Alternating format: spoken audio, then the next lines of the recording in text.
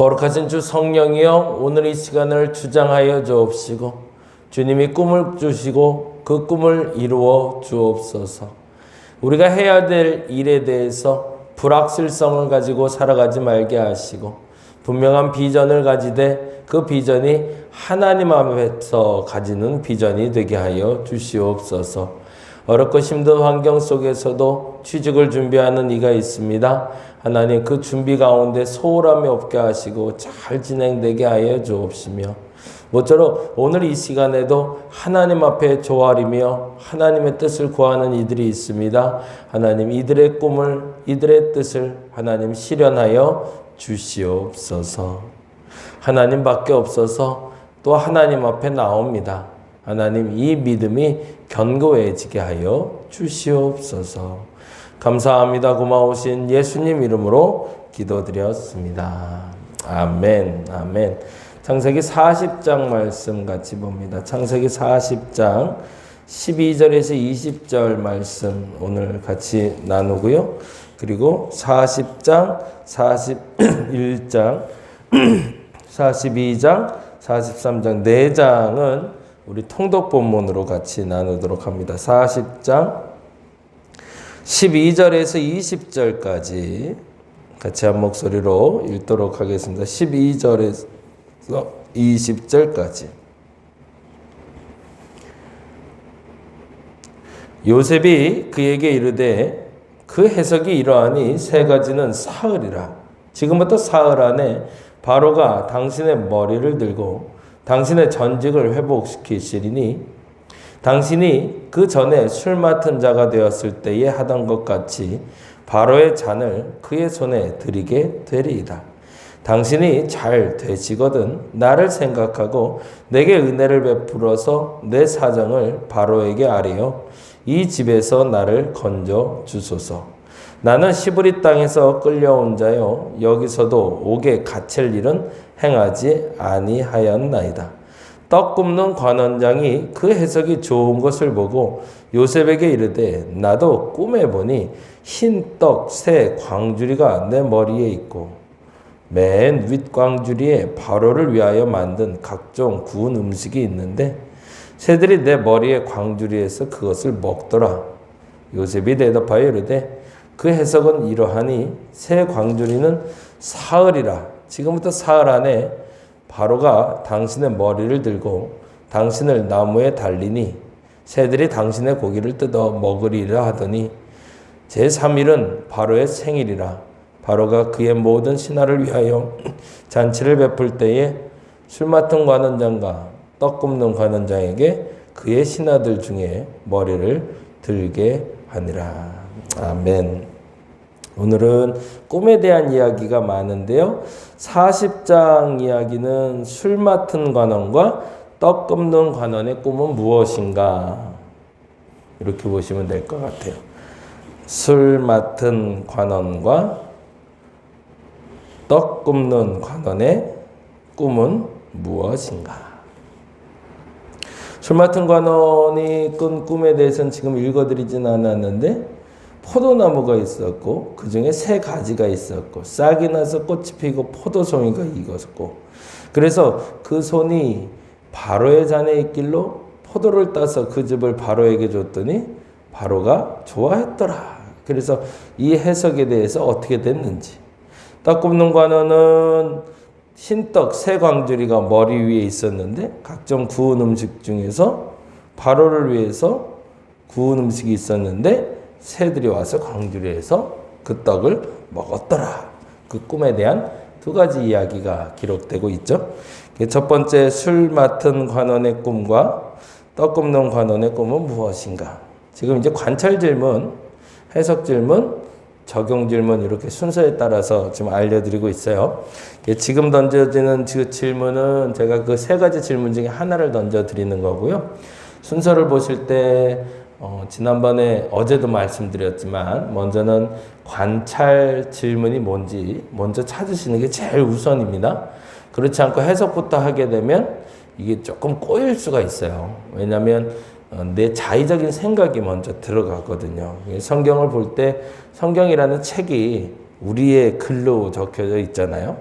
영적인 책이에요. 물론 굉장히 영적인 책이고 특별한 의도와 의지를 가지고 기록된 책이기도 하지만 그 이전에 우리의 언어로 써 있다라는 걸 전제하셔야 돼요. 그건 뭐냐면 우리의 언어의 제한성을 가지고 기록된 책이다. 이 부분도 우리가 간과하지 말아야 됩니다. 사실은 한글로 번역했을 때 그 뜻의 의도와 영어로 번역했을 때 그 뜻의 의도와 히브리어와 헬라어로 번역했을 때 의도가 조금 다르죠. 그것은 그 의미가 다르다라기보단 그 문화에 사는, 그 문화 속에서 젖어 사는 사람들의 언어의 제한성이라고 얘기를 해야 되거든요.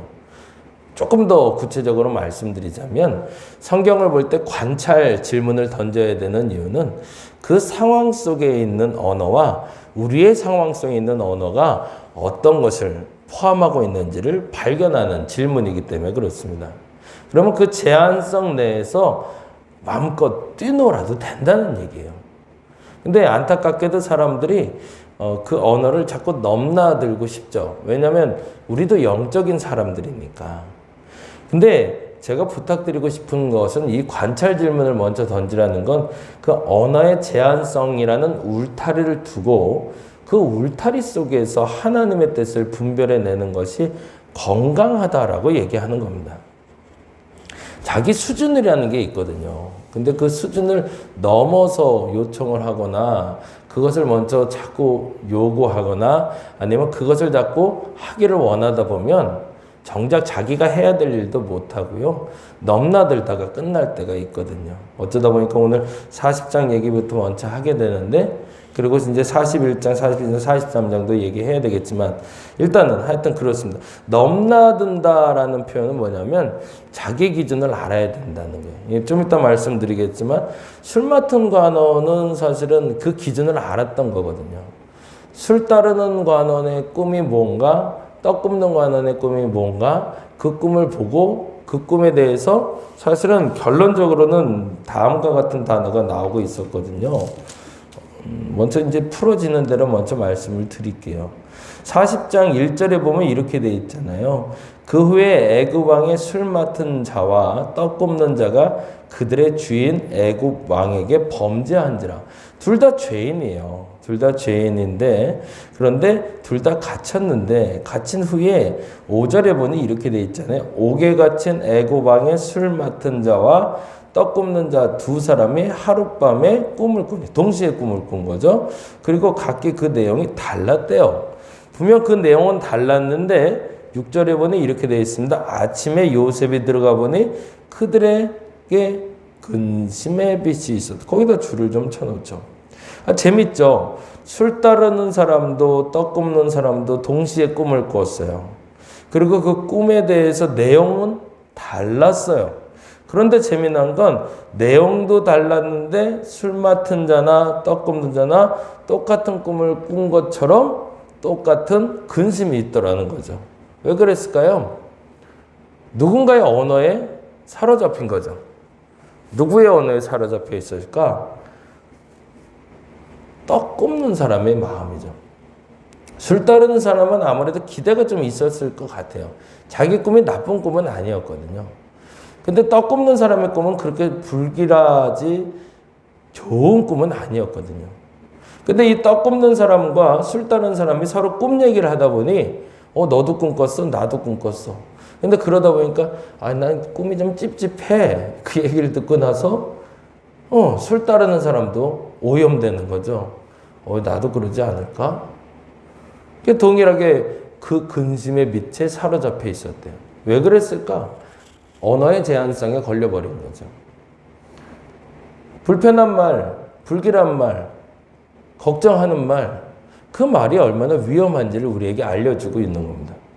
우리는 똑같은 말을 하고 있는 것 같이 보여도 그 말 때문에 사로잡혀서 정말 해야 될 걸 하지 못하는 경우들이 너무 많아요. 너 그거 안 돼. 그거 안 될 것 같은데?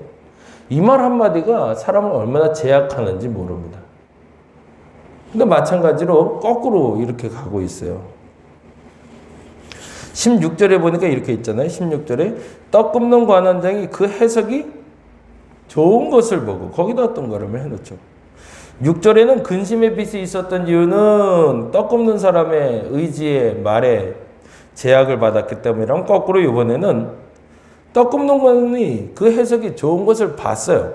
봤다는 건 뭘까요? 술 따르는 관원에 대한 요셉의 해석이 좋은 것에 대해서 안 거죠. 그럼 혹시 내 꿈도 좋을까? 뭐죠? 언어의 제약성을 뛰어넘었던 거죠. 근데 문제는 뭐예요? 자기는 그 언어를 넘을 수가 없는 사람이었던 거죠. 이 부분에 대해서는 우리가 여기까지만 생각하고 가면 좋겠어요. 언어의 제약성이 있다. 근데 그 제약 안에서 마음껏 누릴 수 있는 사람이 있고, 그 언어의 제약 안에서 스스로 불안해하는 사람들이 있더라는 거죠. 우리가 관찰 질문을 던져야 되는 이야기를 하다가 이 얘기가 왔는데, 관찰 질문을 던져야 되는 이유는 사실은 지금 말한 걸로 그대로 말씀드리자면, 술 따르는 관원에게 있어서의 관찰 질문은 자기 꿈만 해석하면 됐던 거예요. 근데 떡 굽는 사람의 꿈까지도 같이 해석하다 보니까 근심에 사로잡혔던 거죠. 반면에 떡 굽는 사람은 자기 꿈을 인정했다면 헛된 기대를 하지 않았을 겁니다. 근데 안타깝지만 떡 굽는 관원도 술 따르는 관원과 같은 혹시나 하는 남의 기대가 나의 기대라고 착각을 해서 오해를 했고, 근데 결국에는 그는 세상을 떠나게 되는 거죠. 각자에게 주어진 삶이라는 것이 우리는 운명이라고 얘기하지만, 각자가 사는 대로 대가를 치르고 사는 겁니다. 근데 그 대가를 누리는 사람이 있고, 어떤 사람은 그 대가로 말미암아 정리돼야 되는 것도 있는 거죠. 그런데 그 언어의 제약성을 알지 못하면 혹시나 하는 잘못된 기대를 갖는 경우도 생기고, 혹은 잘못된 근심을 갖는 경우도 생긴다는 겁니다. 관찰 질문이 중요한 이유는 거기에 있습니다. 오늘 성경이 내게 하시는 말씀을 들으며 그 말씀 속에서 이건 나네 라고 찾을 수 있는 적용 질문을 갈 수 있는 과정의 길이기 때문에 그래요. 근데 그 언어를 한번 제안해 보자는 거예요. 어디로? 내 언어로, 내 생각으로, 내 마음속으로. 근데 그러기 위해서 전제가 성경 안에 있는 글 속에서 제약을 든든한, 그리고 건강한, 그리고 분명한 울타리를 치자는 얘기죠. 무슨 얘기인지 이해가 조금 되시나요? 내가 이걸 잘 설명하고 있나 모르겠네요. 오늘은 기도할 때 그렇게 기도하시면 좋겠어요. 하나님, 내 수준을 알게 하옵소서라고. 떡 굽는 사람의 수준과 술 따는 사람의 수준을 알아서, 술 따는 사람이 구원받았고 떡 굽는 사람은 이제는 생을 마감했던 것처럼, 내 운명을 아는 것은 그것은 엄청난 일이지만 운명을 알기 이전에 내 수준도 알게 해달라고. 괜히 남의 말 듣고 남의 말 따라 살고, 남의 말 듣고 남의 말에 기대해 마치 나도 그럴 것 같이 착각하고 살지 말라고. 이 얘기를 하면 훨씬 더 쉽겠네요. 어저께 목사님 한 분이 와서 같이 한 서너 시간을 얘기하고 갔어요. 목사님 부부가 와서 같이 얘기하고 왔는데 동일한 질문을 던지고 있어요. 교회가 지금 이 비어있는 공간과 시간을 어떻게 쓰면 될까? 그래서 굉장히 많은 얘기를 하고 갔어요. 그래서 우리 얘기도 했어요. 그래서 우리도 어떻게 공사를 했고 쫙 했어요. 근데 그 목사님이 우리 교회처럼 똑같이 할까요? 아니요. 절대 그렇게 안 해요. 그리고 해서도 안 돼요. 왜 그럴까요? 그 목사님은 그 목사님의 몫이 있고 그 목사님의 상황이 있고 배경이 있어요. 거기에 맞게 하시는 거죠. 동일한 질문을 던졌다고 해서 동일한 답을 내는 건 아니라는 겁니다. 이건 수학 공식 같지 않다는 거죠. 똑같이 질문은 던졌지만 그 질문에 대해서 자기 상황에 맞는 답을 찾아내는 게 정말 멋진 사람입니다. 무슨 얘기인지가 이해가 되시죠? 내 마음에 합한 것이 꿈인데 그 꿈이 내 수준을 알아서 누리고 내 수준을 알아서 인정하게 해달라고. 나는 어디까지 할 수 있는 사람일까? 남의 꿈 괜히 쫓아다니지 마시고 내 꿈 찾아갈 수 있는 여러분 되었으면 좋겠습니다. 그게 하나님의 뜻이거든요. 그럼 한 가지만 더 얘기 드리자면 요셉은 이렇게 얘기합니다. 14절 볼까요? 14절. 그러면 조금 더 이해가 쉬워질 것 같아요. 14절. 당신이 잘 되시거든 여기서 당신은 누굴까요? 술 따르는 관원을 얘기합니다. 이렇게 얘기합니다. 14절에 당신이 잘 되시거든 나를 생각하고 내게 은혜를 베풀어서 내 사정을 바로에게 아뢰어 이 집에서 나를 건져주소서. 무슨 얘기를 하고 있죠? 이 말의 뜻은 술 따르는 관원이 살아날 것을 요셉은 알았다는 거예요. 그런데 두 번째로 너무 중요한 것이 있었어요. 술 따르는 관원이 살 건 알았지만 요셉이 알지 못한 것이 있었어요. 이 집에서 나를 건져줄 자가 술 따르는 관원이라고 착각했던 거죠. 결국에는 요셉이 이 집에서 건져낼 때 그 건져낼 수 있는 사람은 누구였죠? 바로였거든요. 도구가 되는 사람은.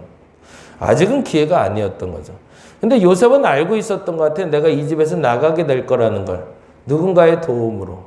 근데 그게 꿈을 꾼 사람이라는 걸 알았던 것 같고, 근데 그 꿈을 꾼 사람이 술 따르는 사람으로 생각했던 거죠. 근데 하나님은 요셉을 구원하기 위해서 술 따르는 사람의 꿈이 아니라 바로의 꿈을 이용하고 싶으셨던 거죠.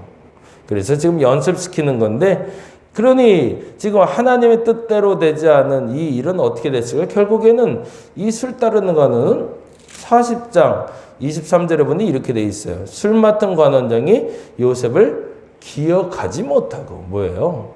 이건 하나님 뜻이 아니었다는 거죠. 요셉은 꿈은 알고 있었지만 내가 이 집에서 나가리라. 어떻게? 꿈꾸는 사람을 통해서 나가게 되리라. 그런데 그 꿈을 꾼 사람이 누군지는 몰랐더라. 그런데 중요한 것은 결국에는 술 따르는 관원이 아니라 바로의 꿈을 통해서 그가 구원을 받았더라. 라는 것이 사실은 오늘 40장에서 하고 싶었던 얘기예요. 뭐예요? 내 수준에 맞는 꿈, 내 수준을 알고 누리는 사람들에 대한 이야기인 거죠. 그래서 앞서 말씀드린 대로 내 수준이 어디까지인지를 알게 해달라고 기도하라는 것이 오늘 기도 제목인 겁니다. 그 안에서 누림이 있기 때문에 그래요. 어떻게 하다 보니까 길어졌는데, 그리고 먼저 설교부터 하게 됐는데요. 네, 40장 이야기를 통해서 저와 여러분이 오늘 나누고 싶은 기도 제목은 하나님 내 수준을 알고 내 수준 안에 누리게 하옵소서입니다. 그렇게 기도할 수 있는 여러분 되었으면 좋겠습니다. 그리고 41장, 42장, 43장 설명 잠깐 하고 기도할게요. 40장은 술 맡은 관원과 떡 굽는 관원의 꿈은 무엇인가? 41장은 바로의 꿈은 무엇인가? 그리고 42장은 형제들의 만남의 의미는 무엇인가? 형제들의 만남의 의미는 무엇인가? 그리고 43장 베냐민을 데려온 이유는 무엇인가? 베냐민을 데려온 이유는 무엇인가? 오늘 이렇게 4장을 같이 읽으시고 같이 말씀 나눴으면 좋겠고, 술 따르는 관원과 떡 굽는 관원과 요셉의 이야기를 통해 하나님, 나의 수준은 내게 맞는 하나님이 안전하게 쳐준 울타리는 어딥니까? 그 안에서 마음껏 뛰놀게 하여 주옵소서 라고 기도하는 저와 여러분 되시기를 바랍니다. 기도하겠습니다. 하나님, 술 따르는 사람이 구원받는 것을 보고 떡 굽는 사람도 구원받을 줄 알아 물었다가 근심할 일이 생겼습니다. 근데 그 전에 떡 굽는 사람의 실수로 술 따르는 관원도 근심하게 만들었던 경우도 봅니다. 우리는 남의 말에 너무 휩쓸립니다. 이 사람이 이러라고 하면 그럴 것 같고, 저 사람이 저러라고 그러면 저럴 것 같고, 그건 내가 아니고 그 사람일 뿐입니다. 남의 말에 휘저이지 말게 하여 주옵시고, 흔들리지 말게 하여 주시고, 하나님이 내게 주신 꿈, 하나님이 내게 주신 비전, 하나님이 내게 주신 상황과 한계에 맞춰서 마음껏 누리는 내가 되게 하여 주옵소서. 남들이 하라고 해서 다 하는 게 아닙니다. 수준만큼 하는 게 맞습니다. 내 수준 알게 하시고 내 상황에 맞게, 내 한계에 맞게 마음껏 누리는 우리가 되게 하여 주시옵소서. 감사합니다. 고마우신 예수님 이름으로 기도드렸습니다. 다 같이 기도하고 들어가겠습니다.